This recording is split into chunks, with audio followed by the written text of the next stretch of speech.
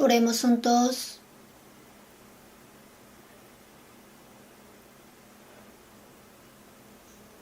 Dios Padre Santo y misericordioso que nos ama,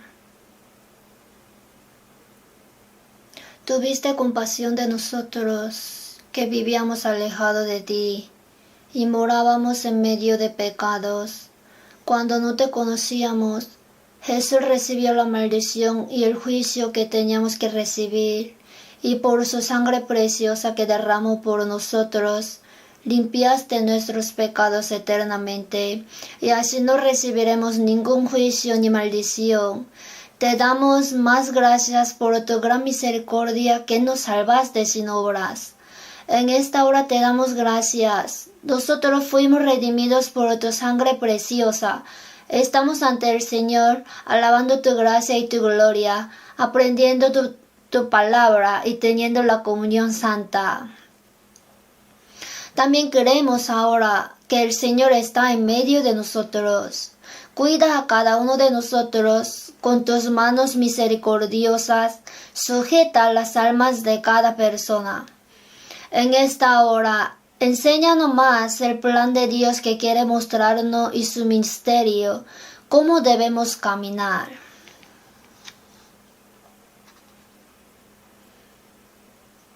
En las iglesias nuestras que están en Corea y en todo el mundo, creemos que tú estás operando y guiando, por eso te damos gracias. Cuida a cada hermano que están predicando el Evangelio en medio de dificultades, guardando la fe. Dales tu gracia adecuada para que puedan encargarse bien de la misión de la predicación del Evangelio que tú encargaste en el fin del siglo. Sujeta con tus manos misericordiosas para que ninguno de nosotros se pierda delante de ti.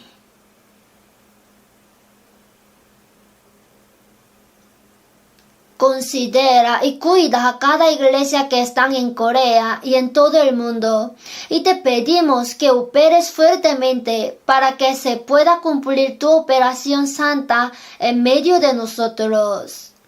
Señor, que nos da la palabra necesaria a su tiempo y que nos enseñas cómo caminar. Esta hora también enséñanos más tu plan y misterio que quieres mostrarnos y cómo debemos andar. En el nombre de nuestro Señor Jesús hemos orado. Amén. Busquemos juntos la Biblia. San Mateo capítulo 6. San Mateo capítulo 6, versículo 9 al 15. Leamos. 6, 9 al 15. Leo. Vosotros pues oraréis así: Padre nuestro que estás en los cielos, santificado sea tu nombre. Venga tu reino, hágase tu voluntad como en el cielo, así también en la tierra. El pan nuestro de cada día, dánoslo hoy.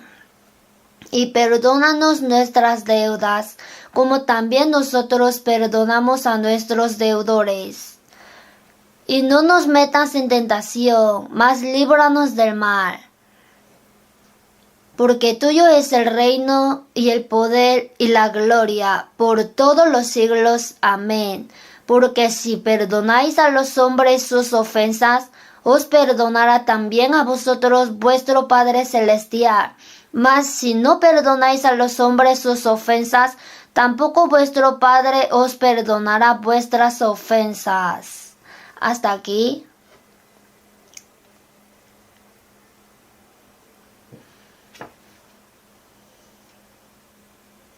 Creemos que en 7 conferencias de verano pasadas, muchos han orado, trabajado y predicado.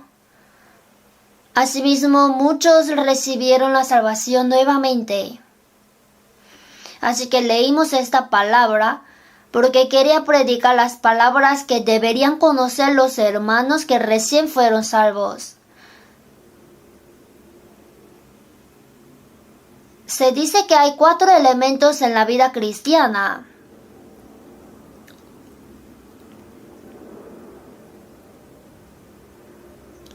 Los 3 más importantes: la palabra, la oración, la predicación, la comunión. La comunión y el servicio son relacionados. Aunque recibió la salvación por la palabra, nuestra fe crece por la palabra. Y nuestro corazón y vida también se van cambiando. Por eso el cristiano no puede hacer la vida cristiana correctamente si está apartado de la palabra. La palabra, la oración, es la comunión con Dios, la conversación con Dios también. Como somos muy débiles, necesitamos la gracia de Dios y su ayuda. Por eso, la oración es contar todo de nosotros a Dios y buscar la ayuda de Dios dejando nuestra debilidad. Así que la oración es absolutamente importante para nuestra vida cristiana. Y también sabemos que la predicación es la cosa más importante que debe hacer el cristiano. Si nadie nos hubiera ayudado, no podríamos haber recibido la salvación. Como los hermanos que recibieron la salvación antes, oraron por mí y ayudaron para que pueda escuchar la palabra y me guiaron.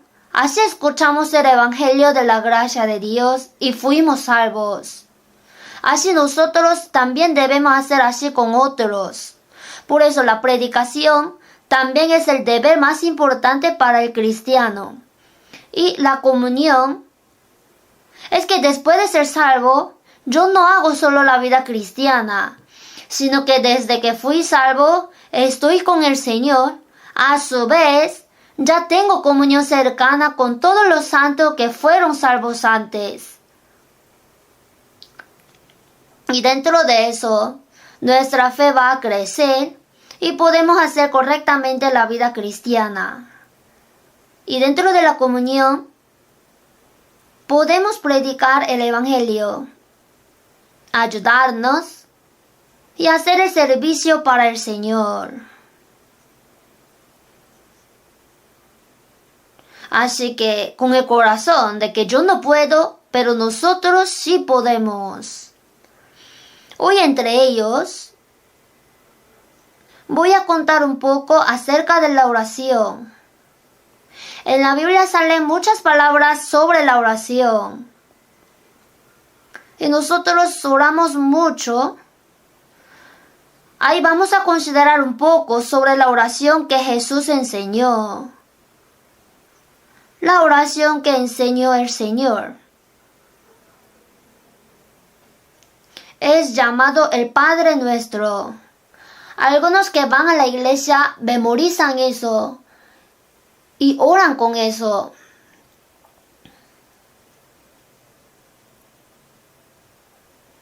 Es importante orar, pero conocer primero su contenido es más importante.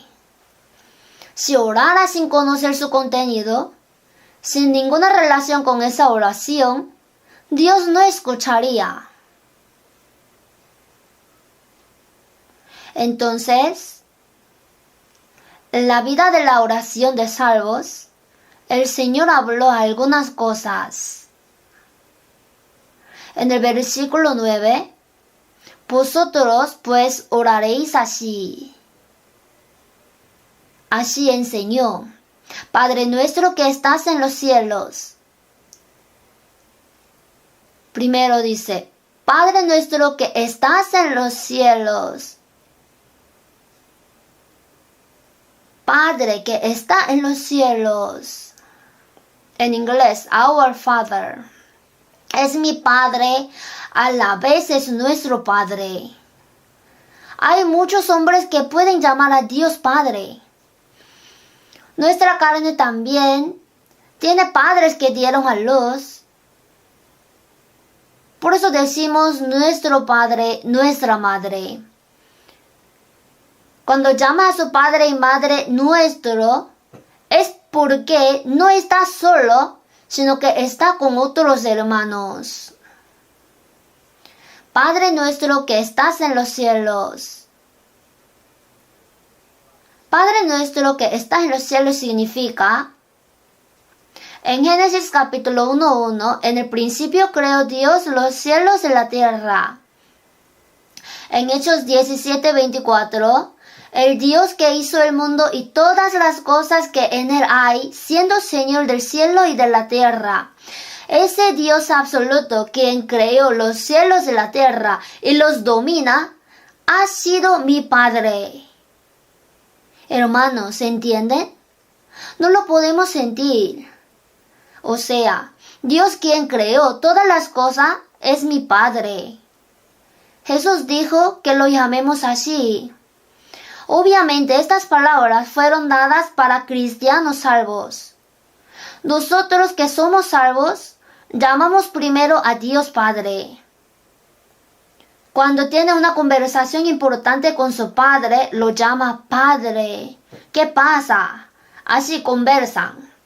En primer lugar, Dios es nuestro Padre que está en los cielos.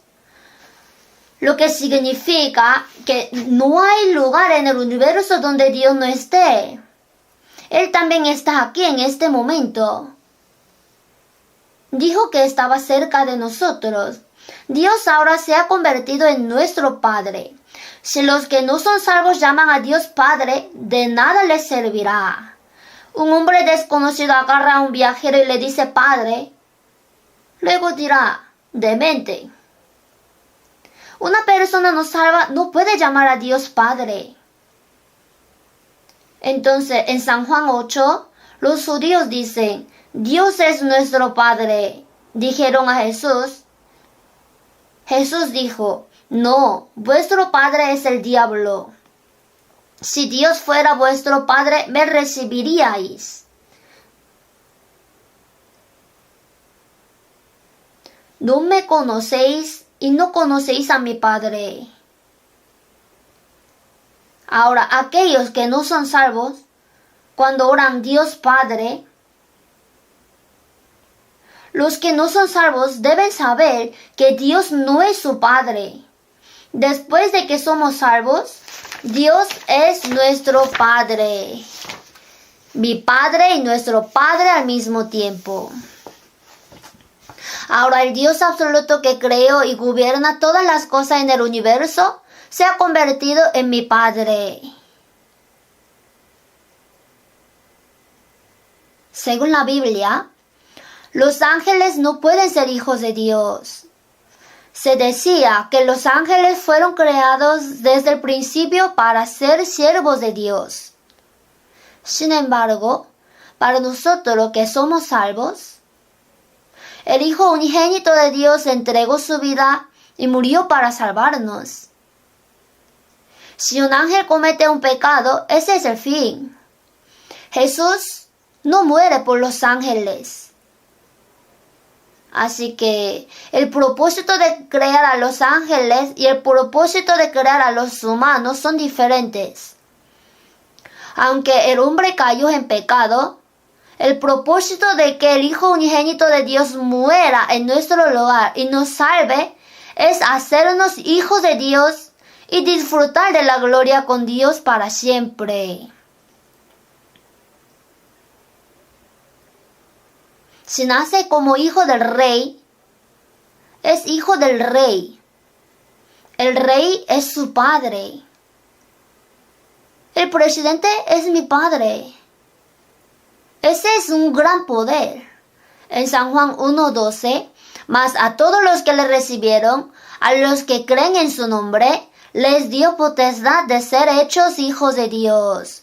Cuando entendimos la gracia de Dios y fuimos salvos, el Señor entró en nosotros.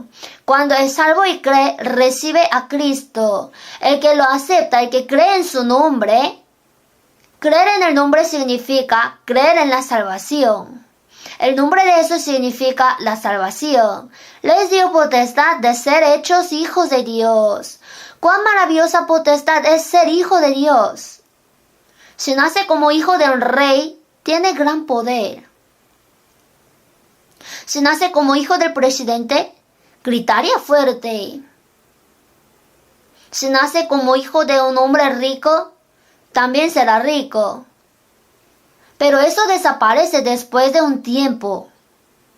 El propósito de salvarnos es hacernos sus hijos. Por eso Jesús llamó a Dios Padre que está en los cielos. Nos dio potestad de ser hechos hijos de Dios.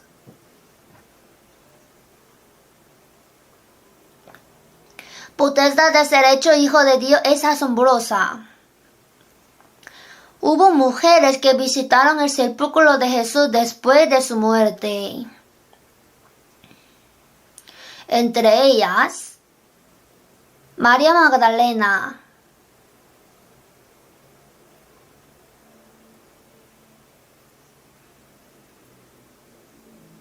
ella fue a ungir el cuerpo de Jesús con perfume, pero Jesús no estaba. Entonces, miró a su alrededor para ver si alguien lo había llevado y apareció Jesús. Ella, pensando que era el hortelano, le dijo: Señor, si tú lo has llevado, dime dónde lo has puesto y yo lo llevaré. ¿Cómo va a llevar el cuerpo de Jesús María? Dijo: yo lo llevaré. Entonces Jesús le llamó María. Según la Biblia, esta María era una pecadora muy miserable que estaba poseída por 7 demonios y tenía muchos pecados, pero Jesús echó fuera el demonio y la sanó. A partir de entonces, María Magdalena amaba al Señor y obedecía absolutamente sus palabras. Y fue una de las personas que siguió a Jesús hasta la cruz cuando murió.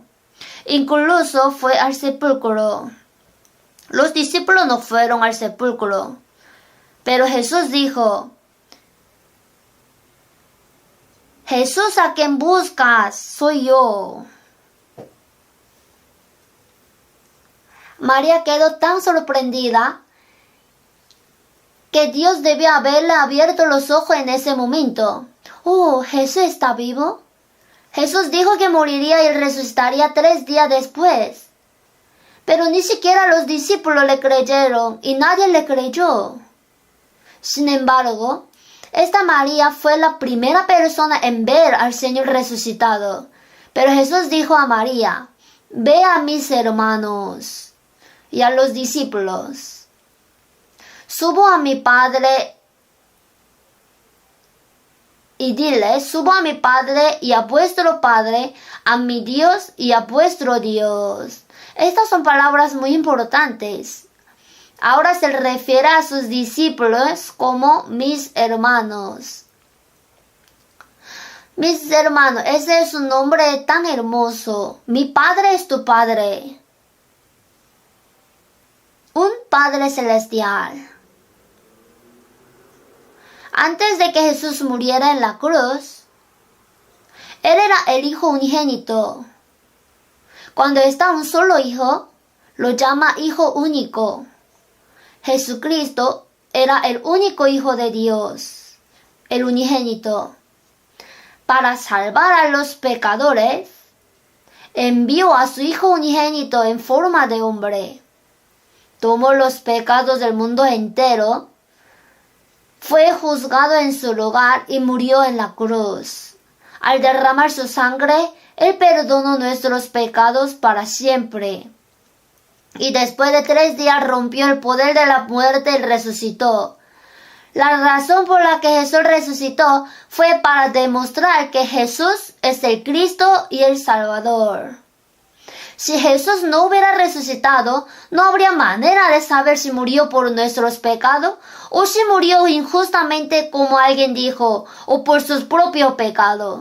Sin embargo, Jesús murió por nuestros pecados y resucitó para demostrar que Él es quien nos salva. Ahora Jesús resucitado ya no es el Hijo unigénito, porque nacieron muchos hermanos. Si hay hijo único y nace su hermano menor, ya no es hijo único, sino hijo mayor. Así Jesús resucitado ya no es el Hijo unigénito, debido a que nacieron muchos hermanos. Él es el primogénito entre muchos hermanos. En Romanos 8:29, porque a los que antes conoció, también los predestinó para que fuesen hechos conformes a la imagen de su Hijo, para que Él sea el primogénito entre muchos hermanos.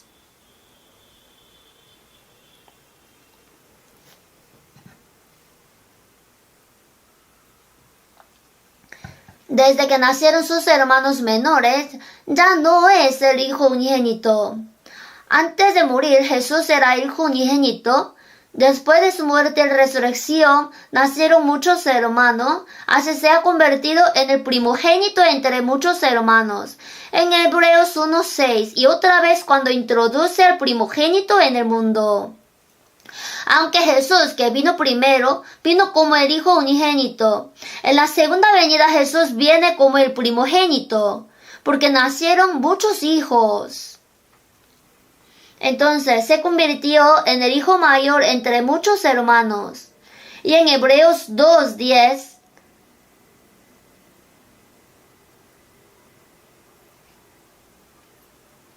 que habiendo de llevar muchos hijos a la gloria.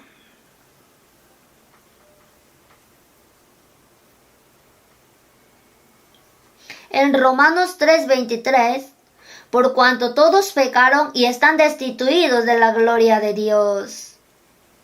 Dios creó al hombre según su imagen, para que sea la pareja del amor y que reciba la vida de Dios, y que sea hijo de Dios para llevarlo al reino de Dios. Así para que le glorifique eternamente con Dios, o sea, para que sea como Dios creó a su imagen. Al caer en la primera tentación, la tentación del diablo, y desobedecer la palabra de Dios, el hombre perdió la vida de Dios y perdió el derecho para entrar en la gloria de Dios. Así, todas las personas cometieron pecado y van al infierno, diciendo que fueron destituidos de la gloria de Dios. La gloria de Dios es el ir al reino de Dios y darle gloria a Dios, pero perdieron el derecho de entrar en esa gloria. El resultado es el infierno. Sin embargo, para salvarnos y restaurar la gloria perdida por el pecado humano, murió para cargar los pecados de muchas personas. Entonces, que habiendo de llevar muchos hijos a la gloria, perfeccionase por aflicciones al autor de la salvación de ellos.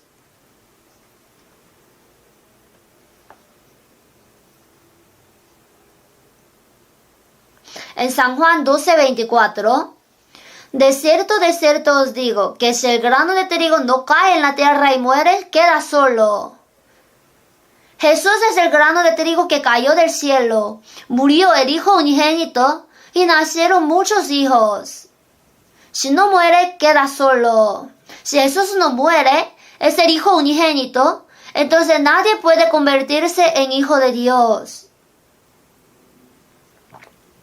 Sin embargo, si el grano de trigo muere, lleva mucho fruto. Así el Hijo unigénito murió y dio a luz muchos hijos. El propósito del nacimiento es entrar en la gloria. Dios nos salva por medio de Jesús, redimiendo nuestros pecados. Salvándonos nos convierte en hijo de Dios y nos hace entrar en la gloria de Dios. Por eso le convenía morir como un grano de trigo, diciendo, perfeccionase por aflicciones al autor de la salvación de ellos. La razón por la que murió por nosotros y perdonó nuestros pecados fue para hacernos hijos de Dios y permitirnos entrar en su gloria. El hijo del rey es un príncipe. Es una posición gloriosa que podría convertirse en rey en el futuro. Cuando somos salvos, primero nos convertimos en hijos de Dios. Alguien dijo, aquí están los hijos y las hijas de Dios. No. Dios no tiene hija. ¿A Dios solo le gustan los hijos? Dios envió a vuestros corazones el espíritu de su Hijo. No se menciona el espíritu de su hija. Entonces, ¿qué significa la palabra hijo? Se refiere a heredero.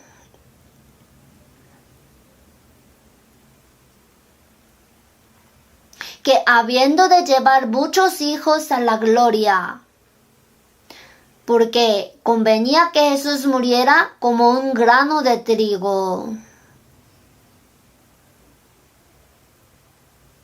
Entonces nosotros, los salvos, lo primero que debemos saber es que me he convertido en el Hijo de Dios. En 1 de Juan 3:1, mirad, cuán amor nos ha dado el Padre para que seamos llamados hijos de Dios. Por esto el mundo no nos conoce porque no le conoció a Él.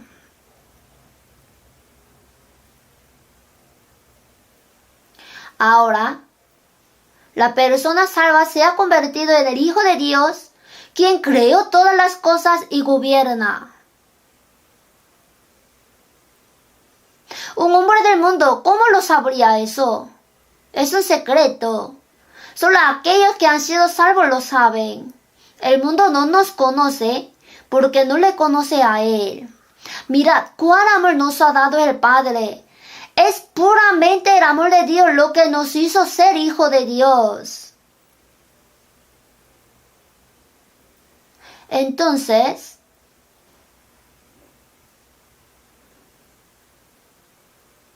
si hemos llegado a ser hijos de Dios, todos somos hermanos. Y Jesús dijo, pero vosotros no queráis que os llamen rabí, y todos vosotros sois hermanos.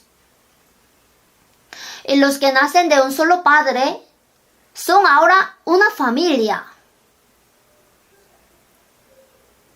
Por eso, en Efesios 2:19, así que ya no sois extranjeros, ni advenedizos, sino conciudadanos de los santos, y miembros de la familia de Dios. Si quiere ir a algún lugar, hay un cartel, dice, no se permite entrar extranjeros. Los que no fueron salvos eran extranjeros. No tiene nada que ver con la promesa de Dios. Sin embargo, una vez que somos salvos, ahora no somos extranjeros ni advenedizos, sino conciudadanos de los santos. En Filipenses 3:20, mas nuestra ciudadanía está en los cielos.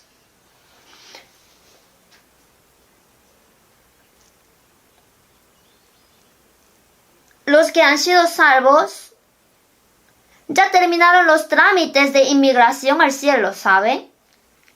Nuestra ciudadanía está en los cielos, de donde también esperamos al Salvador, al Señor Jesucristo.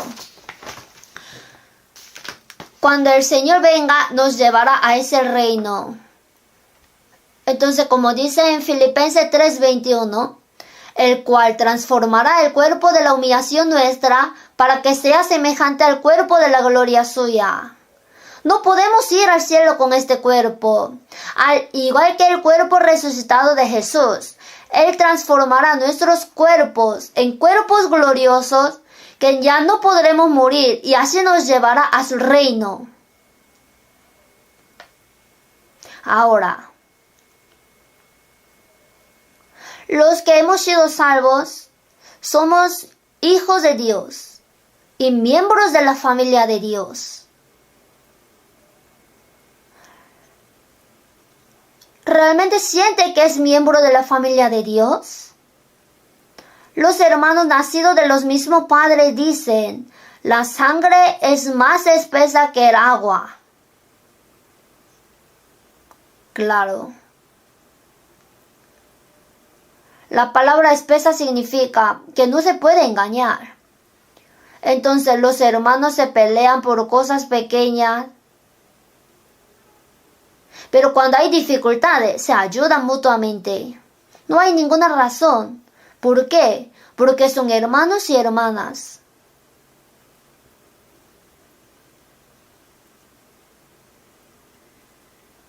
Nosotros, los que hemos sido salvos, somos hijos de Dios. Como hijos de Dios, somos hermanos y hermanas mientras vivimos en esta tierra. Somos hermanos y hermanas que compartimos la misma sangre y somos un cuerpo. La sangre es más espesa que el agua, pero el Espíritu Santo es más precioso que la sangre. Una persona que ha nacido de nuevo por el Espíritu Santo y no puede compararse con el linaje de la carne. Nuestros cuerpos y nuestra familia quizá por no poder evitar estemos viviendo cerca mientras vivimos en la tierra. Pero los salvos, aunque tienen su familia carnal y su vida aparte, saben que somos hermanos y hermanas, tenemos misma sangre y mismo cuerpo. Seamos íntimos como un cuerpo y que sea uno nuestro corazón y hagamos sinceramente la gran voluntad de nuestro Señor.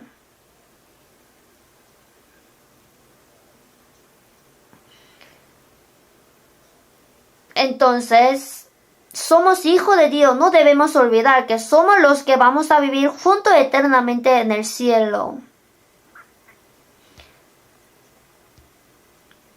Cuando vaya al cielo, nadie va a decir, reunamos entre nuestra familia. Cuando vaya al cielo, no habrá ningún sentimiento humano. Solo los santos nacidos de nuevo por el Espíritu Santo llegarán a ser uno en el amor del Señor.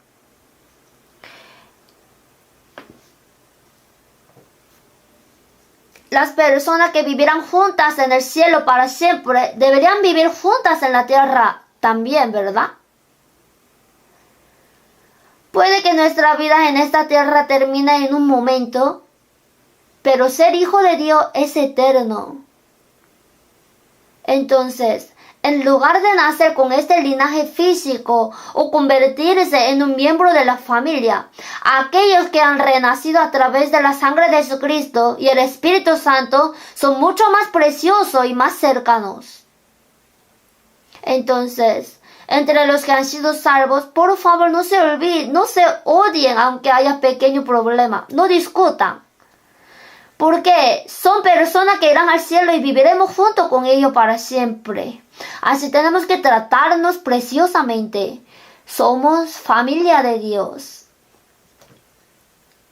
Busquemos Romanos capítulo 8.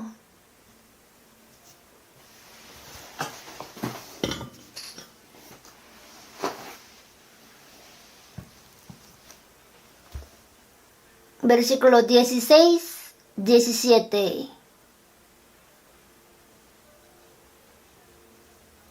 Leamos junto. El Espíritu mismo da testimonio a nuestro espíritu de que somos hijos de Dios, y si hijos, también herederos, herederos de Dios y coherederos con Cristo, si es que padecemos juntamente con Él, para que juntamente con Él seamos glorificados.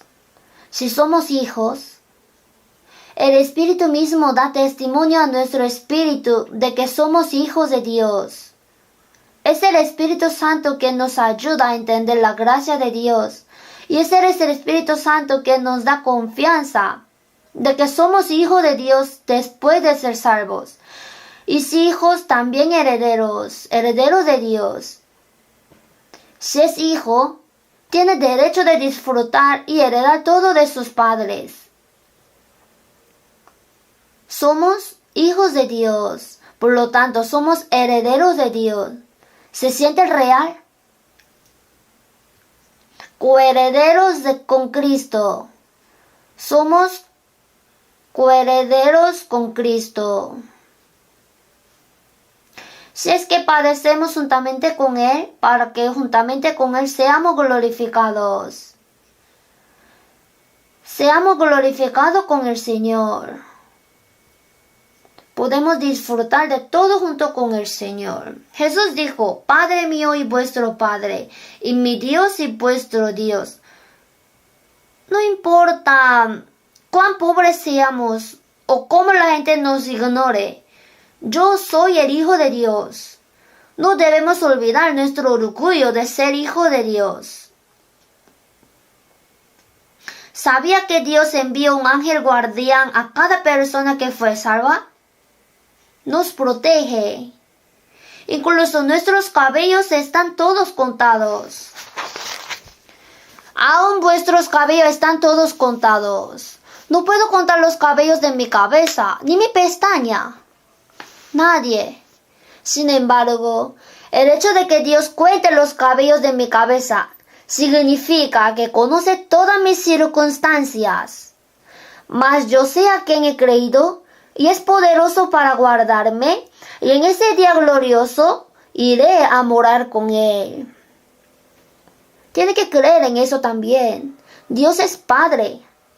Entonces, ¿por qué me preocupo? Pero Él no siempre nos da consuelo, sino que también nos da dificultades, haciéndonos ricos y pobres y fortaleciendo nuestra fe, para probar si guardamos la palabra de Dios o no. Pase lo que pase, Dios nunca nos deja. Aunque nosotros dejaríamos a Dios, Dios no nos dejará. ¿Por qué? Somos hijos de Dios. Incluso para los hijos carnales, los padres siempre piensan en hijos, se preocupan por ellos y les ayudan, ¿verdad? Más que cualquier otro padre,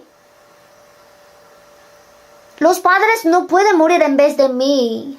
Sin embargo, Dios entregó a su Hijo unigénito a la muerte en vez de nosotros para salvarnos. Para que podamos ser herederos de Dios y glorificados con Cristo. Coherederos con Cristo. Deben creer en eso también. La gracia que nos ha dado es un milagro de que salvó a los pecadores que íbamos al infierno. Y también es un milagro de que nos hizo ser hijo de Dios. Es lo que Dios hace. El propósito de salvarnos no es para ayudarnos a comer bien y vivir bien en esta vida, sino para que vivamos en gloria eterna con el Señor en el cielo eterno. Si es que padecemos juntamente con Él, para que juntamente con Él seamos glorificados. ¿Cuánto sufrió Jesús desde que nació en la tierra hasta su muerte en la cruz? Para salvarnos. Porque convenía a aquel perfeccionarse por aflicciones al autor de la salvación de ellos. Nosotros, los que hemos sido salvos, somos hijos de Dios. Aunque enfrentamos muchas dificultades, para poder vivir apropiadamente como hijos de Dios y obedecer a la palabra de Dios, podemos superarlas. Porque Dios está con nosotros y nos ayuda. Así, somos herederos de Dios. No fue porque fuera bueno, no fue porque hice algo, sino que me lo dio gratis. Si nace hijo de un rey, es un príncipe. Si nace como hijo del presidente de una gran empresa, es hijo de una gran empresa. Es asombroso. No es gran cosa, se acabará en unos años. Somos hijos de Dios. Él nos ha dado una herencia gloriosa superior a la de los ángeles. Debemos creer en esto. Aunque habrá un breve periodo de sufrimiento en esta tierra, ¿cuánto padeció Jesús desde que vino a este mundo, murió y resucitó? ¿Cuánto sufrieron los discípulos, los apóstoles del Señor? En Hechos, cuando el Evangelio estaba siendo predicado en la iglesia primitiva, ninguno de los apóstoles murió cómodamente de vejez. Todos murieron de martirio mientras predicaban el Evangelio, les cortaron la cabeza, los crucificaron al revés y los apedrearon hasta la muerte. ¿Por qué? Para darle más gloria.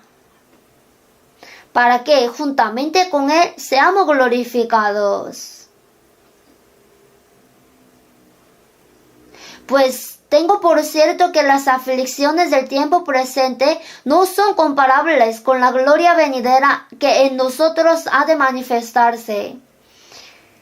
En 2 Corintios 4:17, porque esta leve tribulación momentánea produce en nosotros un cada vez más excelente y eterno peso de gloria. Esta leve tribulación momentánea, más excelente y eterno peso de gloria. Cuando llega el sufrimiento, ¿acaso Dios no existe? ¿Dios le ha desamparado? No piense así. ¿Cuánto sufrimiento soportó el apóstol Pablo mientras escribía más de la mitad del Nuevo Testamento y predicaba el Evangelio en toda su vida? Estaba desnudo, hambriento, no pudiendo dormir ni comer, tenía frío, lo golpearon innumerablemente, lo encarcelaron, lo apedrearon hasta que muera, pero vivió. ¡Cuán miserable era! Pero el Señor estaba con él hasta el fin. Nosotros también debemos tener ese tipo de fe y el Señor no nos abandonará a pesar de cualquier cosa. En Isaías 49:15, ¿se olvidará la mujer de lo que dio a luz para dejar de compadecerse del hijo de su vientre? Aunque olvide ella, yo nunca me olvidaré de ti. Con el amor de los padres hacia sus hijos no puede comparar. Es 10,000 veces más grande. Debemos creerlo. A pesar de cualquier dificultad, no debemos perder el orgullo de ser hijo de Dios. Ahora el segundo.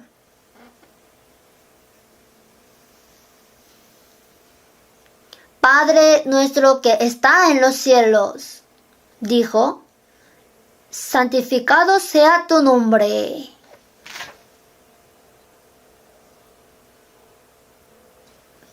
¿Sabe cuán importante es esta palabra simple? El derecho y privilegio de llamar al Dios Padre. Y también debemos santificar el nombre del Padre, ¿sabe?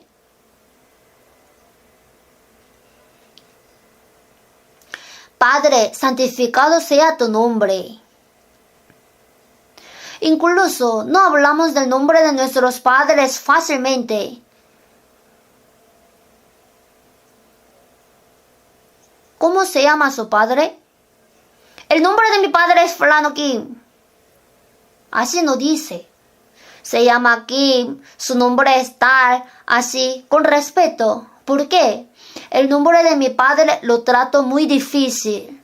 No son solo palabras, sino que dependiendo de lo que haga el hijo, el nombre de su padre puede ser santificado o deshonrado. Cuando oramos el Padre Nuestro, aunque no lo memorizamos, debemos hacerlo en la oración. Padre nuestro que estás en los cielos, santificado sea tu nombre. Debo santificar el nombre del Padre que me salvó y me hizo hijo de Dios. Si simplemente oras sin pensar, Dios dirá, párate. ¿Cuándo santificaste mi nombre? Preguntará. Ahora, para santificar el nombre de Dios, debemos vivir toda nuestra vida para la gloria de Dios, siendo hijos de Dios.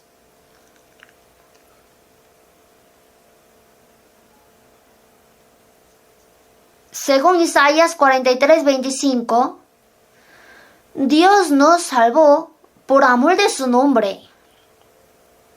Yo soy el que borro tus rebeliones por amor de mí mismo, y no me acordaré de tus pecados. Es para la gloria de Dios que Él nos salvó y perdonó nuestros pecados. Si todas las personas que fueron creadas a imagen de Dios fueran al infierno, eso no sería gloria a Dios. Si muchas almas se salvan, será gloria a Dios. Así, en Salmos 23:3, me guiará por sendas de justicia por amor de su nombre. David dijo, Jehová es mi pastor y nada me faltará. Por amor de su nombre, me guiará por sendas de justicia. Para la gloria de Dios, Él nos salvó. También después de que somos salvos, Dios nos guía a la verdad y al camino de la justicia para su gloria.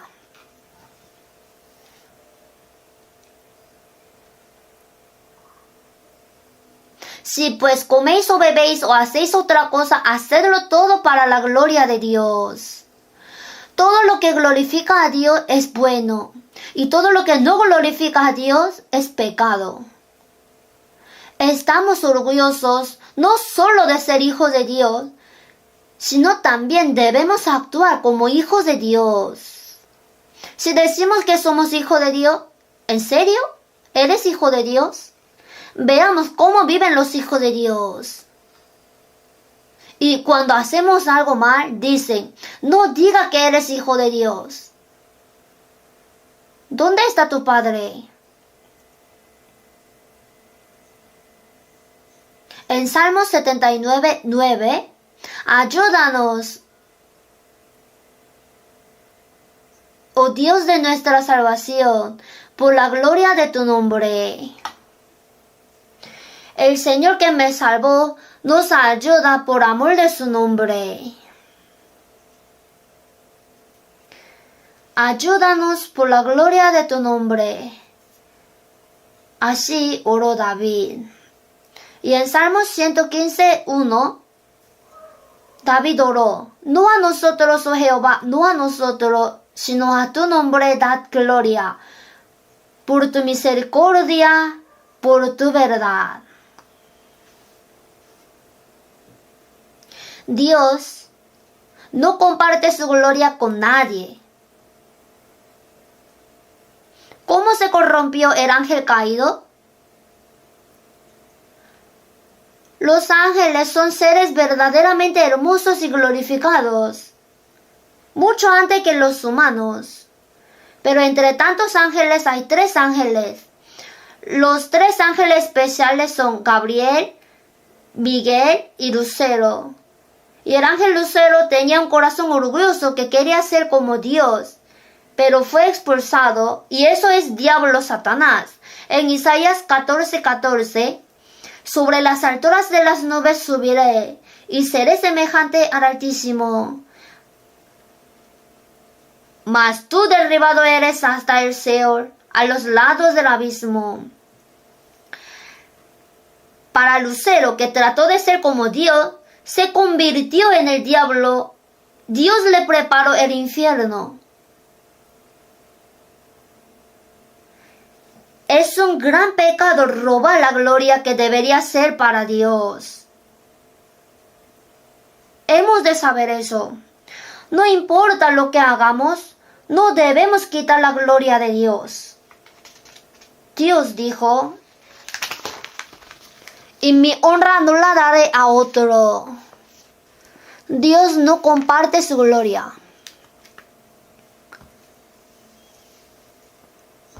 Entonces, los israelitas son el pueblo elegido de Dios. El pueblo de Israel fue elegido por causa del nombre de Dios. Sin embargo, en Romanos 2:24, los israelitas no sabían que Jesús, a quien Dios había enviado, era el Cristo, por lo que lo rechazaron y lo crucificaron hasta la muerte. Entonces dijo a los judíos de Israel, el nombre de Dios es blasfemado entre los gentiles por causa de vosotros. El pueblo escogido de Dios, los israelitas, rechazó a Cristo. Así levantó a Babilonia contra Israel. En los tiempos de Grecia y de Roma, expulsaron a los israelitas todo el mundo y los hicieron miserables durante 2000 años. No hay país más miserable que Israel, quien era pueblo elegido por Dios. ¿Por qué? El pecado de rechazar a Cristo no puede ser perdonado. En Ezequiel capítulo 36, dice que los israelitas serán restaurados después de que el evangelio sea predicado por todo el mundo, ¿verdad? En nuestra época, el capítulo 36 de Ezequiel fue escrito hace 2600 años. Sin embargo, si el evangelio se predica por todo el mundo, al final Israel será recuperado. Hará regresar a los israelitas que habían sido esparcidos por todo el mundo a la tierra de Israel. Expulsarán a los pueblos poderosos que están en esa tierra y establecerá una nación. No lo hago por vosotros, sino por causa de mi santo nombre, el cual profanasteis vosotros entre las naciones a donde habéis llegado. Cuando el mundo veía al pueblo de Israel, ¿no es el pueblo elegido de Dios? ¿Por qué mueren tan miserablemente? ¿Por qué la tierra que Dios les dio se convirtió en un desierto? ¿Dios está muerto? Aunque los israelitas fueron destruidos por el pecado, como resultado el nombre de Dios quedó contaminado. Por eso, para mostrar que aunque Israel fue destruido, Dios no murió, milagrosamente recupera a Israel en el fin del siglo. Después que Israel se independizó el 14 de mayo de 1948, al día siguiente los árabes iniciaron la primera guerra en Oriente Medio. Israel tuvo gran victoria. Ni tenía arma ni ejército. Israel también obtuvo una gran victoria en la Segunda Guerra de Oriente Medio. La Gran Guerra, ahora Tercera Guerra de Oriente Medio, fue el 7 de junio de 1967. 14 países árabes formaron una alianza para destruir a Israel. 14 países de la población de 120 millones. En ese momento solo había 2.250.000 judíos en la tierra de Israel. Intentaron barrerlos a todos en un instante y arrojarlos al Mediterráneo, pero todo el mundo árabe fue destruido en 6 días. El presidente Nasser, a quien llamaban un héroe del siglo XX, se rindió después de 6 días. Decían que si no se rendía, iban a destruir el Cairo. Él murió por el ataque al corazón poco después de su sumisión. ¿Cuán molesto habría estado? Y en la Cuarta Guerra de Oriente Medio, que hubo en octubre de 1973, Israel ganó. Ahora, Hamás disparó miles de balas para destruir instantáneamente a Israel. Si pensamos bien, son una nación pequeña y la tierra es pequeña. Son pocos, pero miren. Israel amenaza a Hamás que lo va a destruir totalmente y nunca se va a someter. Así que más de 40.000 personas en Gaza murieron en esa guerra. Ya ha matado a varios líderes del ejército de Hamás. Saben, ¿verdad? Ya verá, ningún país podrá vencer a Israel. Porque oponerse a Israel significa oponerse a Dios, quien restaura a los israelitas. Pero si Israel cae, la Biblia tendrá error. Dios nunca permitirá eso otra vez.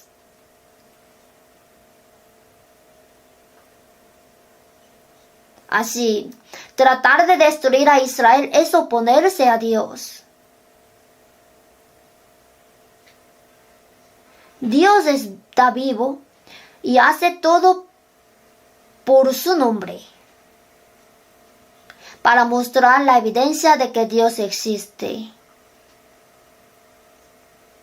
Vamos a ver Primera de Pedro capítulo 1. Capítulo 1, versículo 14.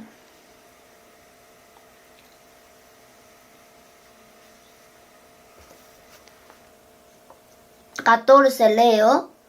Como hijos obedientes, no os conforméis a los deseos que antes teníais estando en vuestra ignorancia, sino como aquel que os llamó es santo, sed también vosotros santos en toda vuestra manera de vivir. Porque escrito está, sed santos porque yo soy santo. Hasta aquí.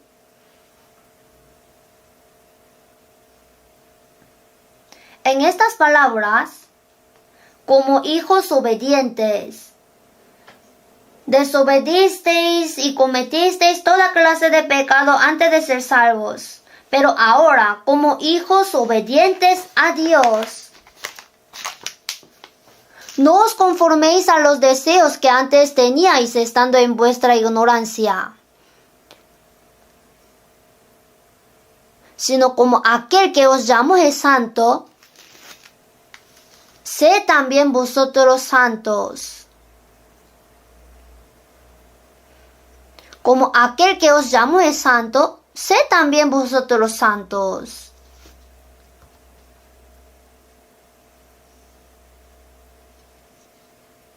Los que han sido salvos ahora deben llegar a ser cada vez más santos, imitando al Dios santo.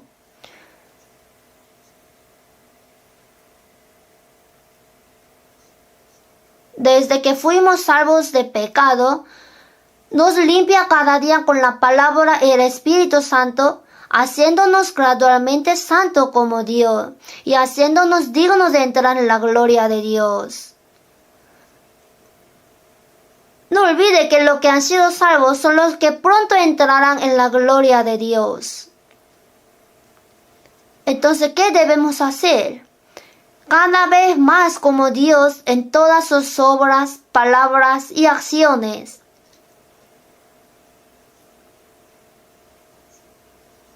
Que no viva como un hijo desobediente como hacía antes. Ahora como un hijo obediente. Sed también vosotros santos en toda vuestra manera de vivir. Sed santos porque yo soy santo. El versículo 17. Y si invocáis por Padre a aquel que sin acepción de personas juzga según la obra de cada uno, conducíos en temor todo el tiempo de vuestra peregrinación. Dios no mira la apariencia, sino el corazón. Si llamas a Dios Padre, entonces debes santificar el nombre del Padre. Para poder hacer eso, debes ser peregrino en esta tierra por un corto tiempo, hasta que entre al hogar eterno del reino de Dios. Conducíos en temor. Significa que tenga miedo de hacerle mal a Dios y no significa que tenga miedo de ir al infierno. Conducíos en temor. Una persona salva debe transformarse gradualmente en una persona santa y digna de entrar en su gloria. Aunque ha pasado 1 año, 3 años, 5, 10 años desde que fue salvo, si sigue igual que antes, bueno, tal vez sea salvo. ¿Cómo saber si esa persona es hijo de Dios?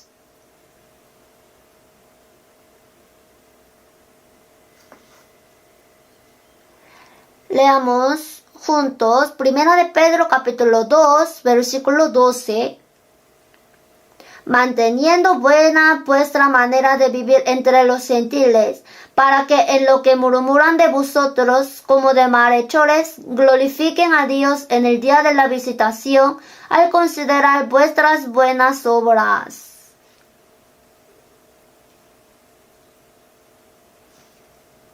Entre los gentiles. Gentiles se refiere a todas las personas que no han sido salvas. manteniendo buena vuestra manera de vivir, para que en lo que murmuran de vosotros, los gentiles son personas que no han recibido la salvación, y también son gentiles los que, aunque van a la iglesia, no son salvos. Nos odian sin motivo y nos inventan títulos de pecado que ni siquiera existen.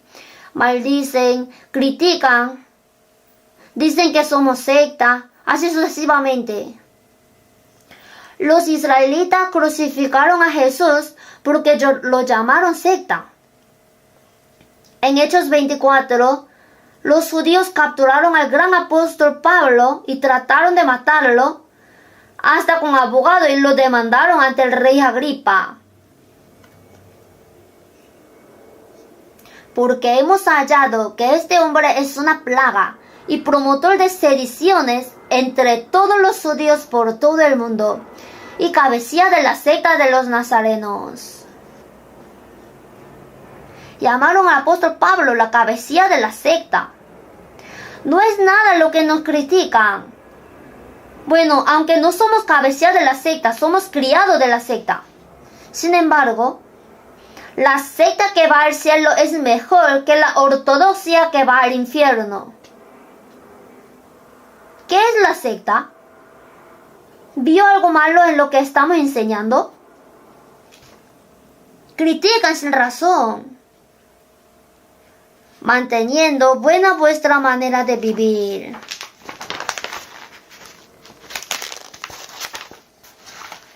Para que en lo que murmuran de vosotros como de malhechores, tenemos que mostrar nuestras buenas obras. Glorifiquen a Dios en el día de la visitación al considerar vuestras buenas obras.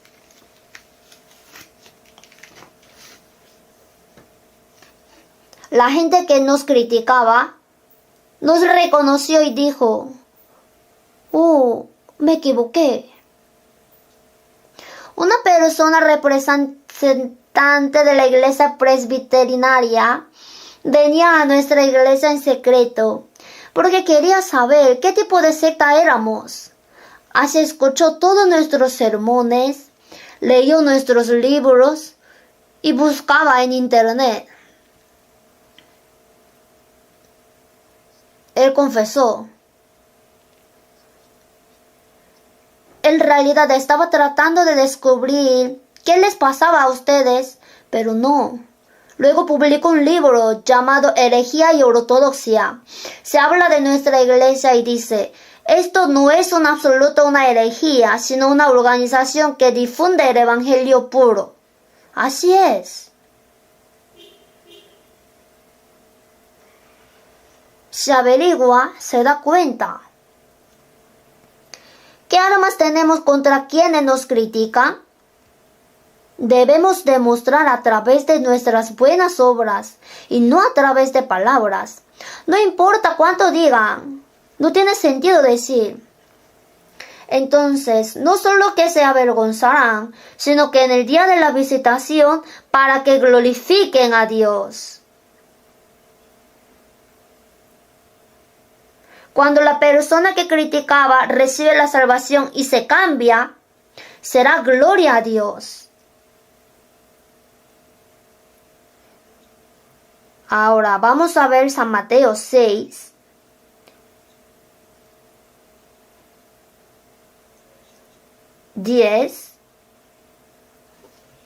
Venga tu reino.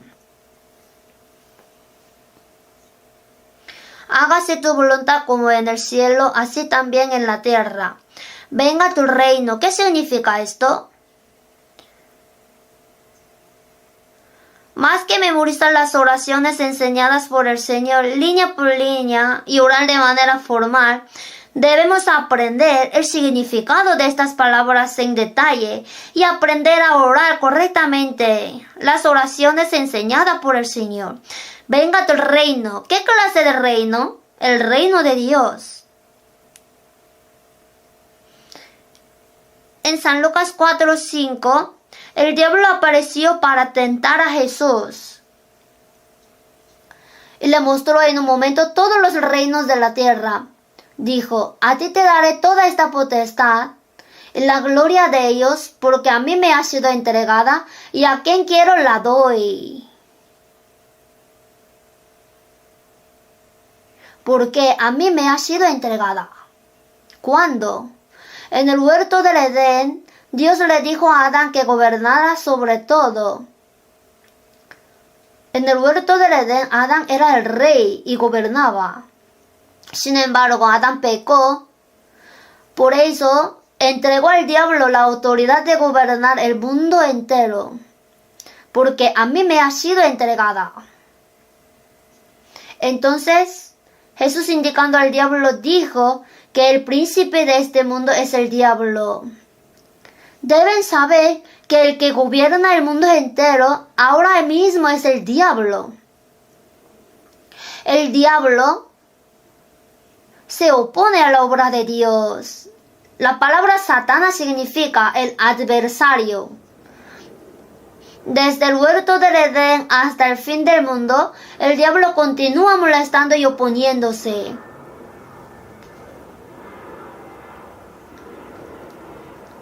Jesús vino a recuperar el reino que había sido quitado por el diablo. Esto no se hace inclinándose ante el diablo, sino conquistando el poder de la muerte y pecado y Satanás, salvando muchas almas y llevando las personas al cielo. Restaura así el reino que le fue quitado por el diablo. Venga tu reino. Significa que oremos para que venga el reino gobernado por Dios. Y diciendo en San Mateo 3:2, arrepentíos, porque el reino de los cielos se ha acercado. El reino de los cielos es el reino de Dios. Arrepiéntete, porque el reino de los cielos se ha acercado. El arrepentimiento significa darse cuenta de que es miserable pecador ante Dios y que se vuelva a Dios. En San Mateo 4:17, arrepentíos porque el reino de los cielos se ha acercado. Jesús dijo lo mismo. El arrepentimiento no se trata solo de darse cuenta totalmente de sus pecados y regresar, sino también de ser salvo. Simplemente llorar por el pecado no es arrepentimiento. Cuando el hijo pródigo dejó a su padre y moría de hambre, dijo, ahora me muero de hambre, volveré a mi padre. ¿Está bien simplemente arrepentirse y llorar? Tiene que volver. Arrepentimiento significa arrepentirse y corregirse. Tiene que regresar a Dios. Por eso, Dios salva a los pecadores que van al infierno y crea personas que entrarán en el reino de Dios. Entonces en San Lucas 17:20-21, el reino de Dios no vendrá con advertencia, ni dirán helo aquí o helo allí, porque he aquí el reino de Dios está entre vosotros. Antes de entrar al cielo, el reino de Dios primero debe cumplirse en el corazón. Cuando un pecador recibe el perdón de sus pecados y es salvo, el reino de Dios se cumple en su corazón por el Espíritu Santo. En Romanos 14:17, porque el reino de Dios no es comida ni bebida, sino justicia, paz y gozo en el Espíritu Santo. Cuando un pecador es salvo, se salva y se convierte en una persona justa. La justicia y la paz de Dios y el gozo se hacen realidad.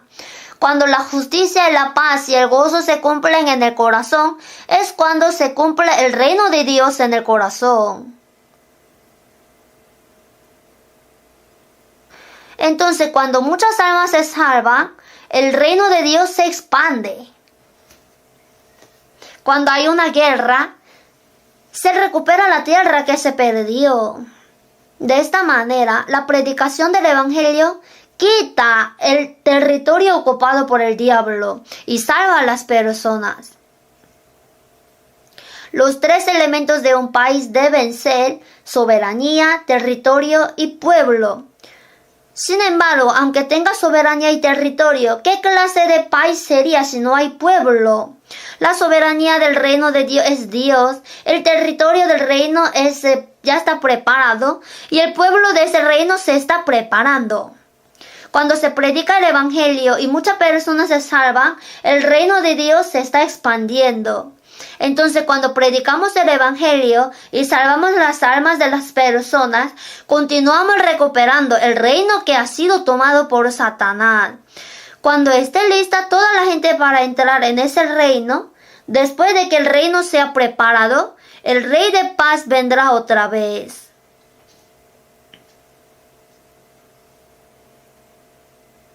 Entonces, en San Juan 18:36, cuando Pilato estaba interrogando a Jesús, le preguntó, ¿eres tú el rey? Dijo, sí, soy el rey. Mi reino no es de este mundo. Los judíos dijeron a Pilato, este hombre dice que es el rey y prohíbe dar tributo a César y levantar un propio reino en la tierra. Ese es el mayor título de pecado por lo cual acusaron a Jesús.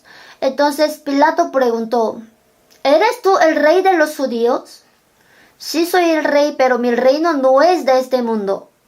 Él vino a preparar el pueblo que no pertenezca a este mundo, sino que entrará en el reino eterno de Dios.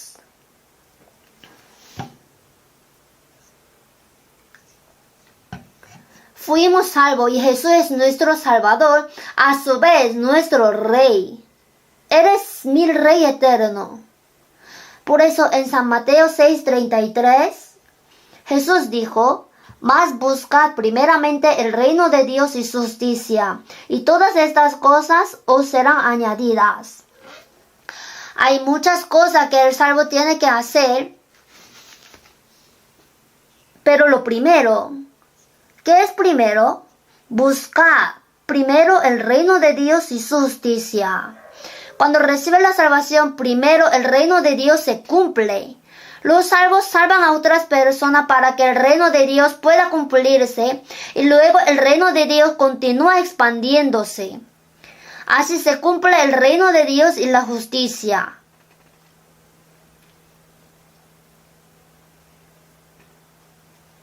Busca el reino de Dios y su justicia.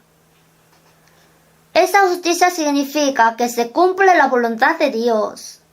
Nuestra vida que obedece la palabra de Dios y ama a nuestros hermanos, cumple la justicia. En 2 de Pedro 3:13, cielos nuevos y tierra nueva en los cuales mora la justicia.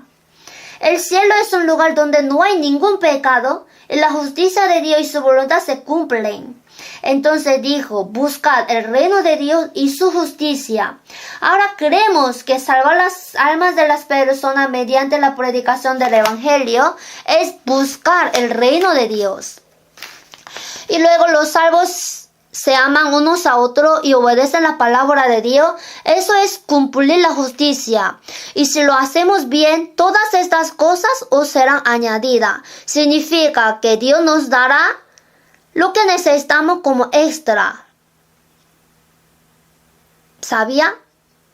La gente de este mundo vive por sus propias maneras, así para sobrevivir. Las personas que son salvas tienen otra forma de vivir. ¿Cómo puede una persona salva predicar el evangelio y salvar más almas? ¿Cómo puede una persona salva alcanzar la justicia de Dios y vivir según su voluntad? Esto significa que si hace esto, Dios dará todo lo que necesita como añadidura. Un niño, si su padre le da todo, y puede preocuparse por lo que comerá o beberá, sus padres están responsables de todo. Él solo tiene que hacer lo suyo. Si estudia, obedece a sus padres y simplemente hace su trabajo, sus padres le darán todo. Dios alimenta las aves del cielo y viste los lirios del campo. ¿No hará mucho más a vosotros, hombres de poca fe? Hay muchas personas que han recibido la salvación, pero no tienen esa fe. No pueden creer en esta promesa. Parece que va a morir si no trabaja duro. Entonces, ¿está diciendo que no trabaje y que juegue? No. No importa lo que haga, ya sea trabajar o tener algún negocio, el propósito no es ganar dinero, sino predicar el evangelio. Aunque no puedo ir como misionero, enviaré un misionero. ¿Vieron nuestra conferencia esta vez? Los pastores y predicadores trabajaron duro. Pero ante Dios, cuando Él vea detrás de escena, los hermanos guardias de seguridad que no duermen, las hermanas que trabajan frente a la olla caliente en la cocina, las personas que lavan los platos, las personas que hacen todo el trabajo sucio, las personas que limpian, ¿por qué hacen eso? ¿Alguien le obligó? Aunque no puedo predicar o evangelizar, todavía tengo que hacer algo para salvar las almas de las personas. Entre salvos, ninguno ha ido para jugar o divertirse. Antes sí, pero ya han crecido, ya no son así. Si algunas personas no pueden hacer eso, traen dinero y lo invierten en la predicación del evangelio. ¿Cuánto se necesita para evangelizar para la misión del mundo? Entonces, cuando las personas salvas se levantan, es buscar el reino y la justicia. La promesa de Dios es que si hacemos esto, Él nos dará todo lo que necesitamos. Y Él cumple su promesa. Pero como la gente no cree en esta palabra, cuando recibe la salvación también, aunque quiere regalarla, pero si no la recibe no puede. Las personas que han sido salvas también, si creen en el Señor, pero no, ¿por qué pueden creer en el Señor y no creen que el Señor está en su vida con ellos? Por eso se preocupan y temen. ¿Por qué tener miedo si el Señor está conmigo siempre? En Isaías 46:10, Dios dijo, mi consejo permanecerá y haré todo lo que quiero. El consejo de Dios es algo que Dios ha planeado. Cumplirá todo lo que ha pensado y su voluntad. También debemos cumplir el plan de Dios y su voluntad que les agrada. En Hebreos 17, Jesús oró. He aquí que vengo, oh Dios, para hacer tu voluntad, como en el rollo del libro está escrito de mí. Para hacer la voluntad de Dios nació del cuerpo de la Virgen. ¿Cuánto padeció Jesús para cumplir la voluntad de Dios? Y como una persona sin pecado murió en la cruz y derramó sangre para cumplir la voluntad de Dios. ¿Cuál es voluntad de Dios? En San Juan 6:40. Esta es la voluntad del que me ha enviado, que todo aquel que vea al Hijo y cree en Él tenga vida eterna. Es la voluntad de Dios que creamos en Jesús, en sus obras y recibamos la vida eterna. Es la voluntad de Dios que Jesús murió en la cruz y es la voluntad de Dios que creamos en eso y que seamos salvos. Ahora los salvos deben vivir según su voluntad. Vivimos nuestra vida cristiana según su voluntad y predicamos el evangelio porque es su voluntad. En San Mateo 26:39, en el huerto de Getsemaní, Jesús dijo, Padre mío, no sea como yo quiero, pero sino como tú. La cruz es la mayor vergüenza y dolor que un hombre pueda sufrir. ¿Sería fácil para una persona inocente avanzar en silencio hasta la muerte en la cruz? Dijo, Padre mío, si es posible, pase de mí esta copa. Pidió Jesús que quitara la copa del sufrimiento de la cruz. Pero no sea como yo quiero. Jesús también odia el sufrimiento porque tiene el mismo cuerpo que nosotros. Pero no sea como yo quiero, sino como tú. Si es tu voluntad, moriré. Nadie me la quita, sino que yo de mí mismo la pongo. Jesús, el Hijo unigénito de Dios, murió en la cruz y derramó su sangre para quitar nuestros pecados. Así cumplió la voluntad de Dios. Es la voluntad de Dios que entendamos esa verdad y creamos en ella.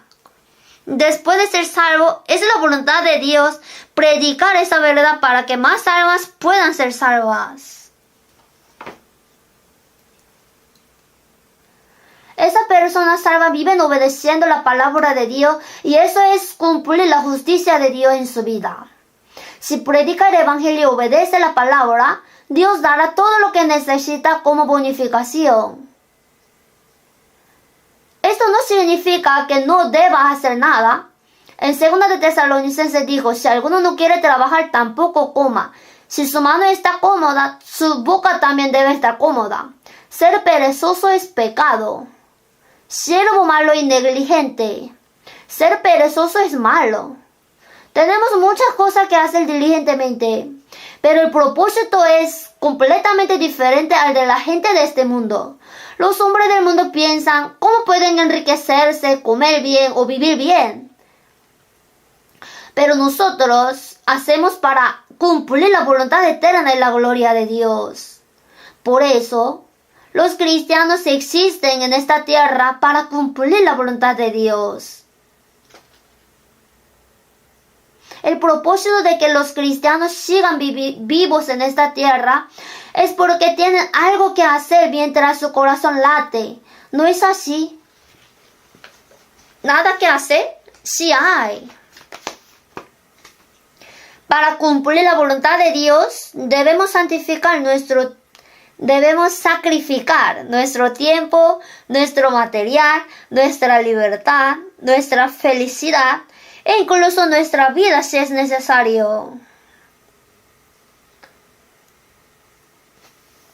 Para predicar el evangelio de la gracia que cumplió el Hijo unigénito de Dios, muriendo en la cruz, ¿qué dijo el apóstol Pablo? Pero de ninguna cosa hago caso, ni estimo preciosa mi vida para mí mismo, con tal que acabe mi carrera con gozo y el ministerio que recibí del Señor Jesús, para dar testimonio del evangelio de la gracia de Dios. No solamente habló, sino de verdad vivió. Vivió para el evangelio y finalmente fue a Roma a predicar y fue decapitado. Sé fiel hasta la muerte, dijo. Si fijamos en esta palabra fiel, en chino, la palabra fidelidad está formado en medio con la letra el centro y abajo con la letra el corazón, también con la letra la palabra y con la letra cumplir. Fidelidad es cumplir la palabra de Dios con todo el corazón. Sé fiel hasta la muerte y yo te daré la corona de la vida. Ahora sabemos que vivimos en esta tierra para predicar el evangelio y hacer la voluntad de Dios, para cumplir la justicia de Dios. No se olviden de esto. Debemos vivir para que nuestra vida no sea en vano y que seamos dignos de entrar en su gloria. Aún queda mucha palabra que decir, pero intento dar el sermón lo más breve posible. ¿Le gusta el sermón corto, verdad? Un predicador dio un sermón muy corto. Luego todos dijeron, oh, ese fue buen sermón. Parece que más que el contenido, le gusta el sermón corto. Pero mi sermón se está alargando. Quizá está alguien que no le guste el contenido del sermón que el tiempo corto no puede evitarlo. Antes yo predicaba durante 2 horas, hasta 3 horas. Cuando estábamos en Banbedón, hacía mucho calor.